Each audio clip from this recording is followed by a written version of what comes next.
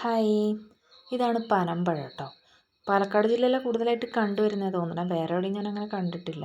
അപ്പോൾ ഇപ്രാവശ്യം അച്ഛനും അമ്മയൊക്കെ നാട്ടിലേക്ക് പോയപ്പോൾ ഒരു വെറൈറ്റി സാധനം കണ്ടു എന്ന് പറഞ്ഞ് വാങ്ങിയിട്ട് വന്നതാണിത്. ഈ പനമ്പഴം മണ്ണിട്ട് മൂടിയിട്ട് മുള വന്ന പറിച്ചെടുത്തതാണ് ഈ കാണിക്കുന്നത് കേട്ടോ.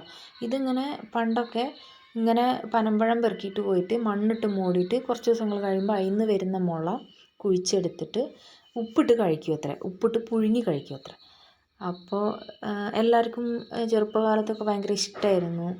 അന്നൊന്നും പിന്നെ പ്രത്യേകിച്ച് കഴിക്കാനൊന്നും കിട്ടാത്ത കാലഘട്ടങ്ങളല്ലേ. ഈ കാലഘട്ടത്തെ പോലെ അങ്ങനെ വെറൈറ്റി ഭക്ഷണങ്ങളൊന്നും അന്ന് കിട്ടില്ല. അന്ന് കപ്പ അങ്ങനെ എന്തൊക്കെയോ വെറൈറ്റി സാധനങ്ങളാണ് കിട്ടുക. അപ്പോൾ അങ്ങനെ അമ്മയും അച്ഛനും ഇപ്രാവശ്യം പാലക്കാട് പോയപ്പോൾ ഞങ്ങൾ ചെറുപ്പത്തിൽ ഇങ്ങനെ കഴിച്ചിരുന്ന സാധനമാണ്, ഞങ്ങളൊന്നും കണ്ടിട്ടില്ല എന്ന് പറഞ്ഞിട്ട് ഞങ്ങളെ കാണിക്കാൻ വേണ്ടിയിട്ട് പൈസ കൊടുത്ത് വാങ്ങിയിട്ട് വന്നതാണ് കേട്ടോ.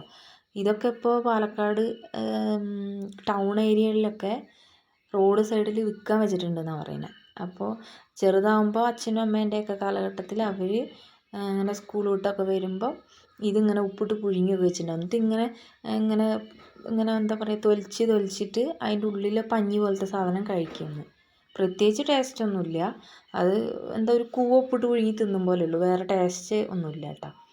പക്ഷേ നമ്മളിങ്ങനെ ആലോചിക്കുക, പണ്ടൊക്കെ ഇങ്ങനത്തെ എന്തൊക്കെയോ സാധനങ്ങളൊക്കെ പുഴുങ്ങി തിന്നിട്ട് ജീവിച്ച ആൾക്കാരില്ലേ.